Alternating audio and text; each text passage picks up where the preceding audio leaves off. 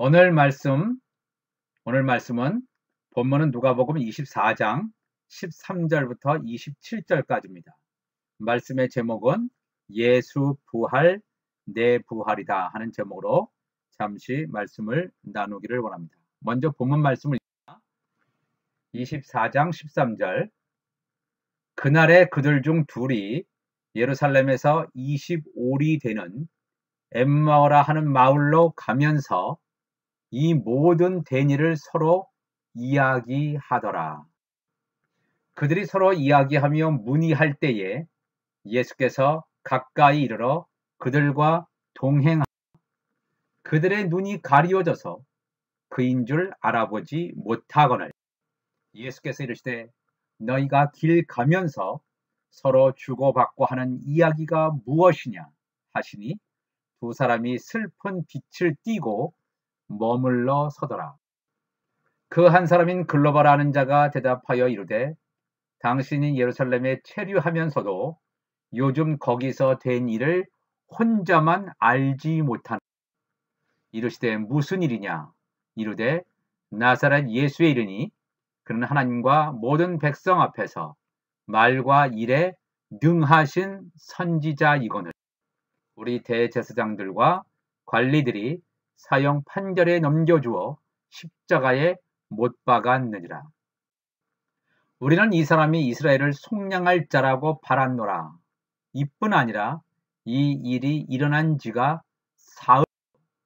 또한 우리 중에 어떤 여자들이 우리로 놀라게 하였으니 이는 그들이 새벽에 무덤에 갔다가 그의 시체는 보지 못하고 와서 그가 살아나셨다 하는 천사들의 나타남을 보았다 함이라. 또 우리와 함께한 자 중에 두어 사람이 무덤에 가 과연 여자들이 말한 바와 같음을 보았으나 예수는 보지 못하였느니라 하거늘 이르시되 미련하고 선지자들이 말한 모든 것을 마음에 더디 믿는 자들이여 그리스도가 이런 고난을 받고 자기의 영광에 들어가야 할 것이 아니냐 하시고 이에 모세와 모든 선지자의 글로 시작하여 모든 성경에 쓴 바 자기에 관한 것을 자세히 설명하시니라. 코로나 바이러스가 몇 달째 전 세계적으로 빠르게 퍼지는 것을 봅니다. 눈에 보이지도 않는 그토록 미미한 존재가 전 세계의 일상을 송두리째 바꾸어 놓았습니다. 제 기억 속으로는 살아오면서 그토록 빠르게 전 세계적으로 광범위한 변화를 일으킨 것은 아마도 처음 겪는 것이 아닌가 하는 생각이 들 정도입니다. 세계 유명한 역사학자들, 경제학자들은 코로나 바이러스 이전과 이후가 완전히 다를 것이라고 벌써부터 예측하고 있습니다. 또한 코로나 바이러스 이전으로 결코 돌아갈 수 없다는 말입니다. 한국에서는 바이러스가 빠르게 퍼지는 것을 막기 위해서 스마트폰에 내장되어 있는 바이러스 감염자의 이동 경로를 추적할 수 있는 기능을 통해서 이런 것을 좀 활용하게 되었습니다. 이 말은 무슨 말이냐면 불가피하게 개인 정보를 들여다보게 되었다는 것입니다. 하지만 이것을 사생활 침해라고 저항할 수 없는 사회적 분위기가 이미 형성되어 있다는 것에 우리가 주목할 필요가 있습니다. 평소 같으면 난리가 났을 것입니다. 큰 저항에 직면하여 한 발짝도 나아가지 못할 정도로 사생활 보호권에 대해서 그렇게 관심이 높았었는데 세계적으로 퍼지는 바이러스를 막는다는 미명하에 너무나 자연스럽게 개인적인 사생활 보호권은 무력화되어 가고 있습니다. 코로나 바이러스의 이후의 세계는 개인에 대한 감시와 통제가 한층 강화된 세계에 살게 될 것입니다. 지금까지의 일상의 변화를 한꺼번에 무너뜨리고 새로운 세계 질서를 가져오려는 세력의 움직임이 빨라지는 시대에 살고 있습니다. 최근에 미국의 전 국무장관이자 세계 정부주의자의 목소리로 아직도 왕성하게 활동하고 있는 헨리 키신저는 주목할 만한 메시지를 던졌습니다. 코로나 바이러스에 대한 각국 정부의 대응이 미흡함으로 효과적으로 전염병에 반응하기 위해서는 단일 체제가 필요할 것이라고 주장하기까지 합니다. 즉 이 말은 New World Order, 즉 새로운 세계 질서, 즉 다시 말해서 세계 단일 정부의 필요성을 주장하고 있다는 것입니다.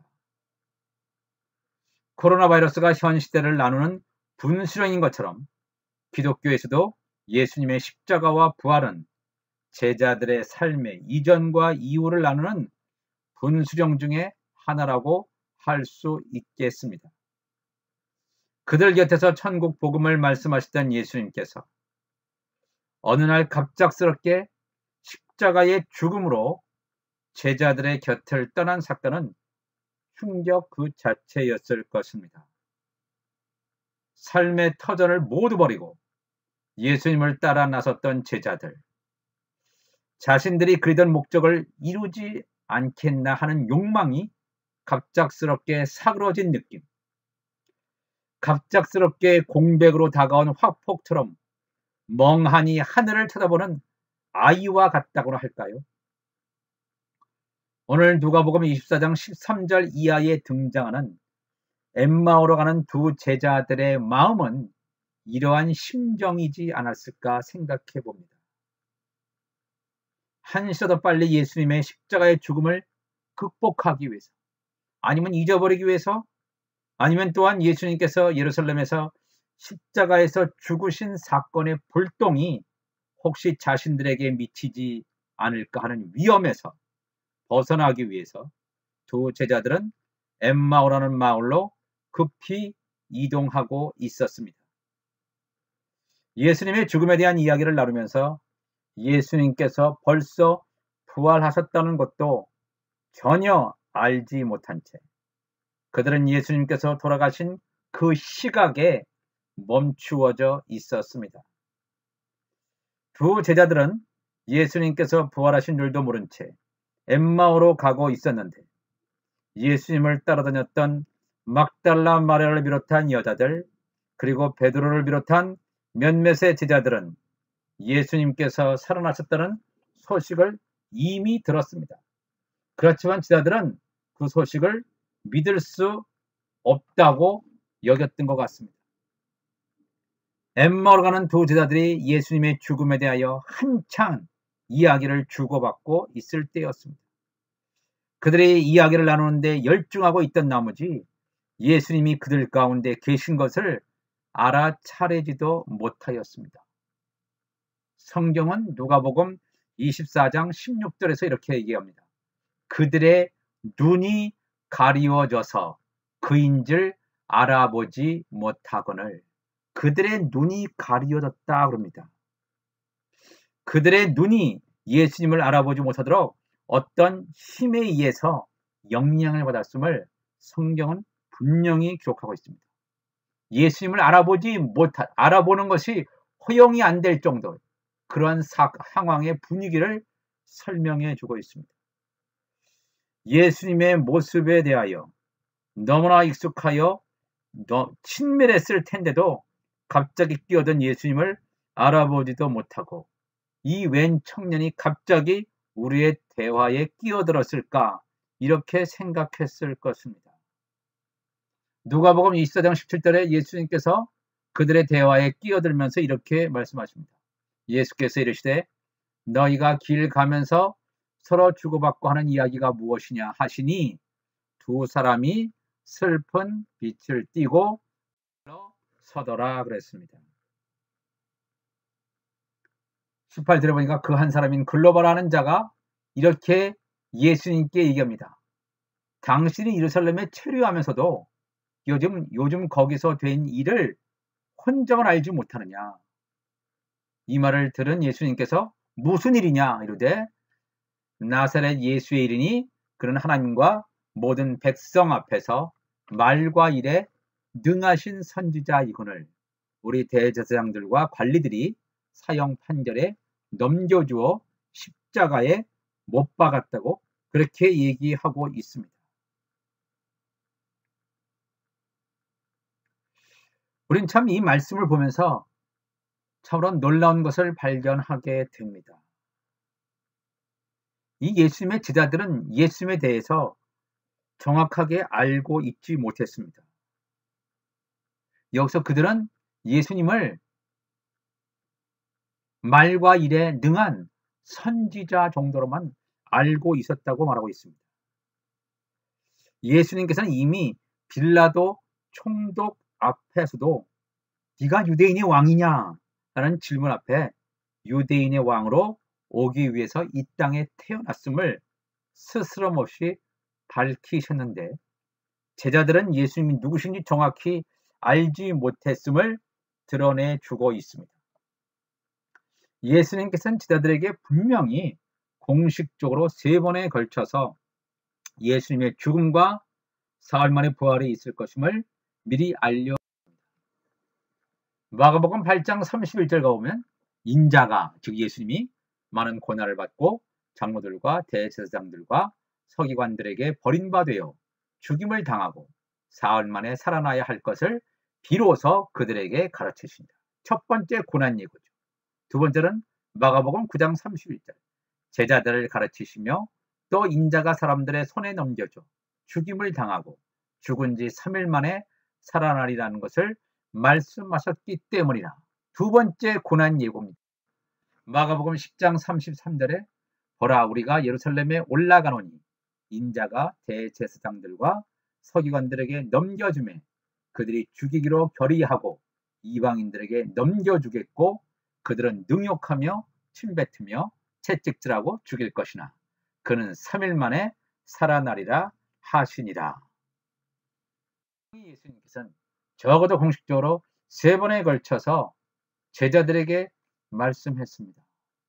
그러나 제자들은 까마득히 예수님께서 하신 말씀을 완전히 잊어버렸던 것 같습니다.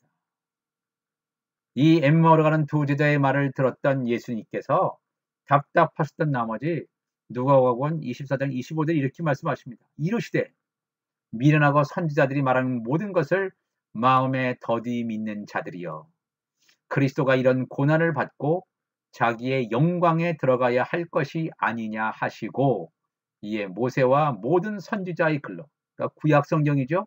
구약성경 전체를 가지고 시작하여 모든 성경에 쓴 바 자기에 관한 것을 자세히 설명하시니라 그랬습니다. 고난을 받고 영광에 들어가야 한다는 예수님의 말씀은 예수님 자신의 부활 사건을 드러내주고 있습니다. 예수님께서 십자가에 죽으시고 신령한 몸으로 부활하셔서 하나님의 보좌 우편에 앉으시는 그 영광 단순히 부활 정도가 아니라 부활하셔서 하나님의 보좌 우편에 앉으시는 그 영광을 받아야 함을 예수님께서 말씀하시고 있습니다. 이 기독교에서 부활신앙은 매우 중요합니다. 예수님의 부활 사건은 예수님의 지체인 하나님의 자녀들에게도 동일한 효력을 미치기 때문입니다. 고린도전서 15장 16절 이하에 사도 바울은 고린도 교회 교인들에게 이렇게 말합니다. 만일 죽은 자가 다시 살아나는 일이 없으면 그리스도도 다시 살아나신 일이 없었을 터이요. 이렇게 말합니다. 죽은 자가 사는 일이 없으면 그리스도도 다시 살아나지 못할 것이고 그리스도께서 다시 살아나신 일이 없으면 너희의 믿음도 헛되고 너희가 여전히 죄 가운데 있을 것이요 그랬습니다. 예수 그리스도의 부활 사건이 없으면 우리가 예수님을 믿었다 할지라도 그 믿음도 헛되고 우리가 여전히 죄 가운데 있을 것이요. 또 18절 보니까 넌 그리스도 안에서 잠자는 자도 망하였으리니 예수 믿다가 죽어서 있는 자들 잠잔 예수 안에서 잠자는 자들도 망하였다 그랬어요. 만일 그리스도 안에서 우리가 바라는 것이 다만 이 세상의 삶뿐이면 모든 사람 가운데 우리가 더욱 불쌍한 자. 그러나 이제 그리스도께서 죽은 자 가운데서 다시 살아나사 잠자는 자들의 첫 열매가 되셨도다. 지금까지 어떤 사람도 예수님과 같이 신령한 몸으로 부활한 자가 한 사람도 없다는 것입니다. 예수님 전과 예수님 후에 지금까지 예수님과 같이 신령한 몸으로 부활한 자가 한 사람도 없고 예수님만이 잠자는 자들의 첫 열매라고 성경은 증거해 주고 있습니다. 사망이 한 사람으로 말미암았으니, 첫 번째 조상 아담으로 말미암았으니 죽은 자의 부활도 한 사람 예수 그리스도 마지막 아담으로 말미암는도다. 아담 안에서 첫사람 아담 안에서 모든 사람이 죽은 것 같이 마지막 아담 그리스도 안에서 모든 사람이 삶을 얻으리라. 그러나 각각 자기 차례대로 되리니 먼저는 첫 열매인 부활의 첫 열매인 그리스도요. 다음에는 그가 강림하실 때 예수님께서 이 땅에 공중 재림하실 때 그리스도에게 속한 자, 그리스도에게 붙어있는 예수님의 지체, 하나님의 자녀에게 놀라운 신령한 몸의 부활이 있을 것임을 말씀하고 있습니다. 예수님의 부활과 우리의 부활은 연결되어 있습니다. 뗄래야 뗄 수가 없다는 것입니다. 고린도전서 15장 42절에 바울은 계속해서 얘기합니다. 죽은 자의 부활도 그와 같으니 썩을 것으로 심고 썩지 아니할 것으로 다시 살아나. 우리의 육신은 썩습니다. 이 썩을 육체가 땅에 묻히지만 그러나 다시 부활할 때는 썩지 아니할 신령한 몸으로 부활됨을 성경은 증거해 주고 있습니다. 육의 몸으로 심고 신령한 몸으로 다시 살아나니 육의 몸이 있은즉 또 영의 몸도 있느니라. 이 영의 몸이 있음을 분명히 말합니다. 신령한 몸이 있다는 것입니다. 첫사람 아담은 땅에서 났으니 흙에 속한 자이거니와 둘째 사람은 마지막 아담 예수 그리스도는 하늘에서 나셨느니라. 무릇 흙에 속한 자들은 저 흙에 속한 자와 같고 무릇 하늘에 속한 자들은 저 하늘에 속한 이와 같으니 우리가 흙에 속한 자의 형상을 입은 것 같이 우리는 다 육신을 가지고 있죠. 흙에 속한 자의 형상을 입었단 말입니다. 여기서 끝나는 것이 아니라 같이 또한 하늘에 속한 이의 형상을 입으리라. 예수님께서 이 땅에 오셔서 종의 형체로 오셔서 육신은 죽으셔서 부활하셨다는 것은 하늘에 속한 이의 형상, 신령한 몸을 입었다는 것을 말하고 있습니다. 예수님이 그렇게 신령한 몸을 입은 것처럼 예수님께 붙어있는 지체도 똑같이 이제 신령한 몸을 입을 것임을 성경은 우리에게 증거해 주고 있습니다. 예수님께서는 구약성경 전체를 들어서 예수 그리스도에 대하여 증거하고 계셨습니다. 그러나 두 제자들은 아직 온전한 깨달음이 일어나기 전이었습니다. 어느덧 날이 저물게 되었습니다. 제자들은 하룻밤 여관에서 밤을 지내고 엠마오로 가려고 하였지만 예수님은 계속하여 길을 가시려고 하였습니다. 그렇지만 제자들의 간곡한 요청을 뿌리치지 못하시고 함께 밤을 지내게 되었는데 예수님께서는 아직까지 자신이 누구인지 모르는 제자들에게 자신을 드러내기 위해서 놀라운 사건을 일으키십니다. 누가복음 24장 30절에 그들과 함께 음식 잡수실 때에 떡을 가지사 축사하시고 떼어 그들에게 주시니 그들의 눈이 밝아져 그인 줄 알아보더니 예수는 그들에게 보이지 아니하시는지라 그랬습니다. 예수님께서 갑자기 저녁을 보내기 위해서 머물렀던 그 장소에서 이 성찬식을 하는 거예요. 떡을 떼어주는 거예요. 어떻게 보면 생명의 떡을 수 있습니다. 하나님의 생명수의 말씀입니다. 이 말씀을 떼어주시면서 나눠줬을 때 우리가 누가복음 24장 16절에 본 것처럼 엠마오로 가는 두 제자가 대화 중에 있을 때 예수님이 끼어든 것도 몰랐습니다. 왜? 그들의 눈이 가리워져서 그인 줄 알아보지 못하였다고 했습니다. 예수님이 누군지도 모르고 예수님과 계속해서 이야기하는 상황 가운데서 어느 여관에 들어가서 함께 대화를 나누고 그 다음에 예수님께서 떡을 떼어 주시고 축사하시는 사건이 일어났을 때 그들의 눈이 밝아져. 이 밝아졌다는 말은 정확히 글자 그대로 의미는 뭐냐면 열려졌다는 것입니다. 오픈됐다는 거예요. 그들의 눈이 열려졌어요. 지금까지 어떤 다른 외부적인 세력이나 어떤 환경 세력에 의해서 그들의 눈이 가리워져 있다가 갑자기 열려졌습니다. 비로소 예수님인 줄을 알게 됐어요. 아, 예수님이 부활하셨구나. 아는 순간 예수님은 그들에게 보이지 아니하였다고 성경은 기록하고 있습니다. 누가복음 24장 31절에 그들이 서로 말하되 길에서 우리에게 말씀하시고 우리에게 성경을 풀어주실 때에 우리 속에서 마음이 뜨겁지 아니하더냐 그랬습니다. 길가에서 왔을 때 그 상황을 반추해 봅니다. 돌아보게 됩니다.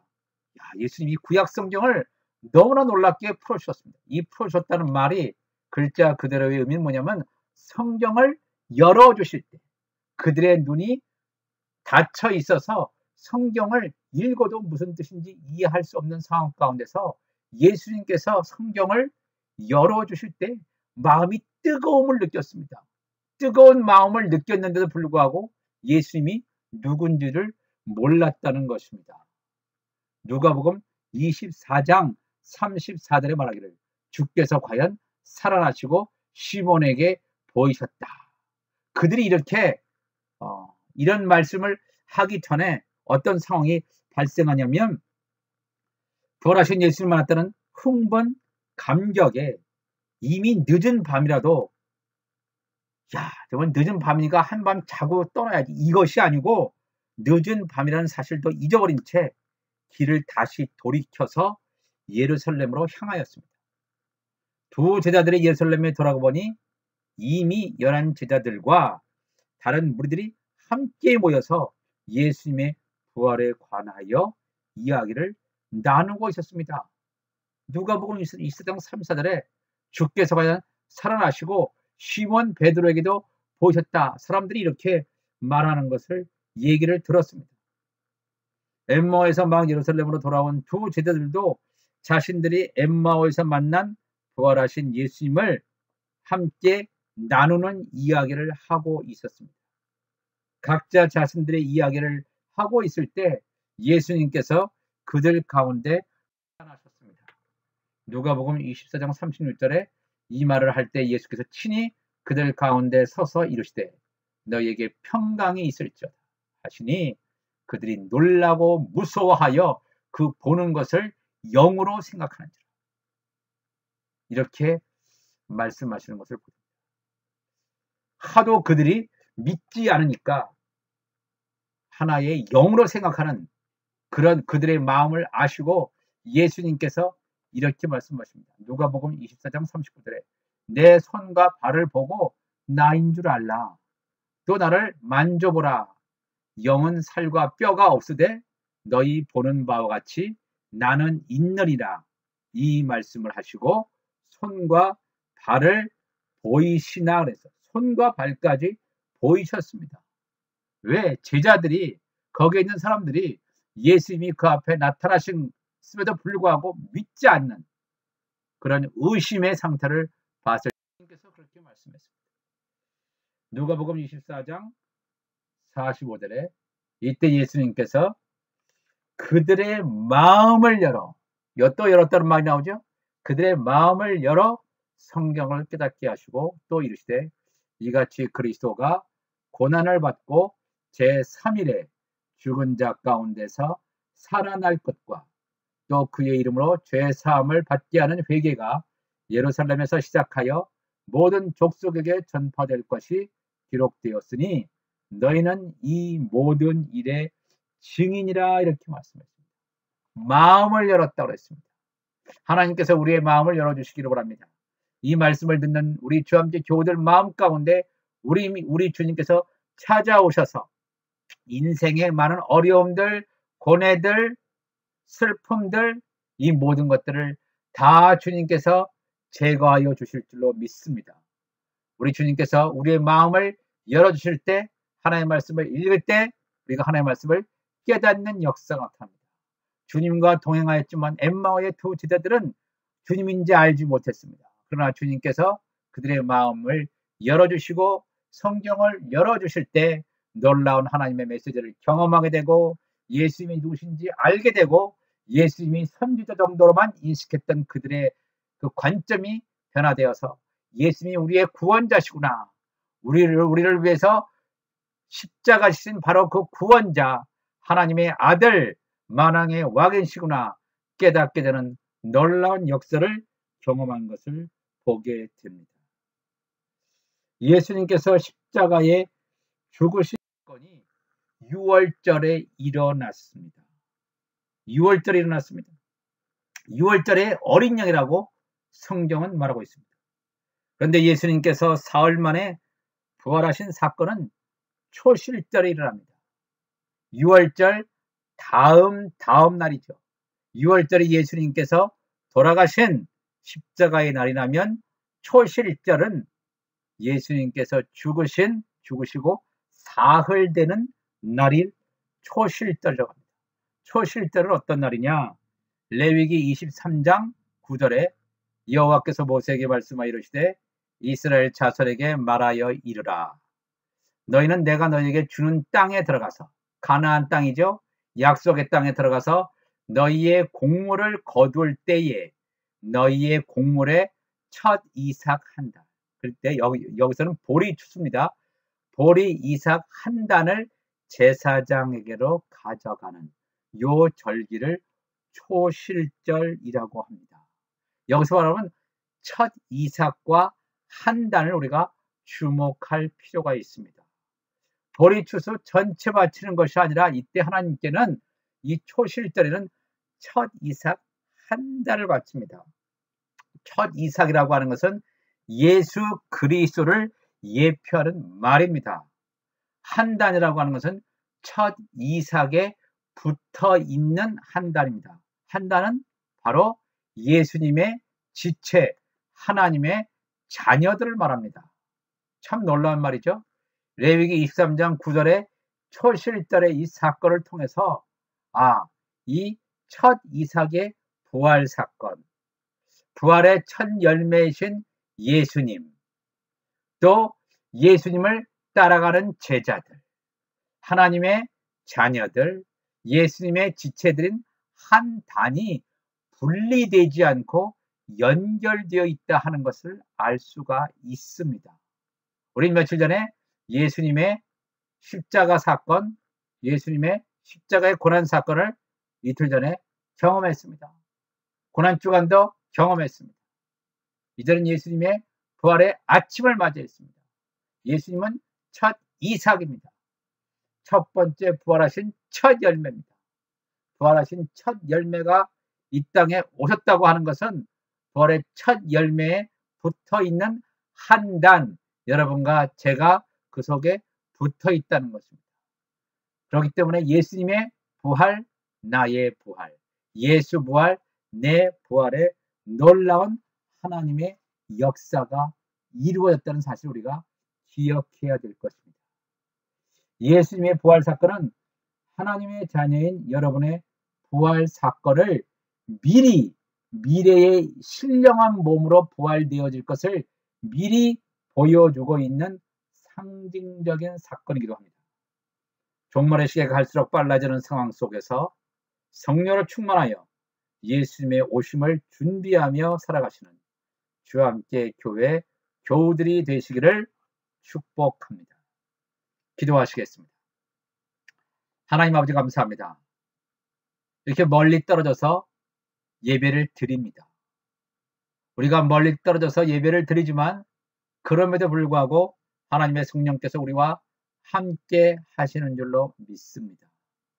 그 주님을 우리가 믿고 의지하고 주님이 부활하신 것처럼 우리도 앞으로 신령한 몸으로 부활돼서 예수님과 공중 혼인잔치에 만나게 되는 놀라운 부활의 기쁨과 소망을 이 아침에 허락하여 주옵소서.